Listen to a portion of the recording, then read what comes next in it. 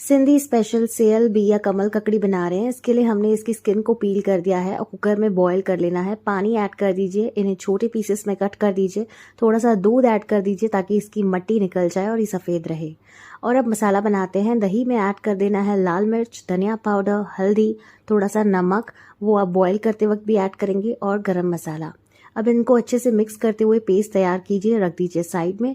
एक पैन लीजिए, उसमें 2 बड़ी चम्मच तेल ऐड कर दीजिए और कमल ककड़ी को 2 मिनटों के लिए फ्राई कीजिए।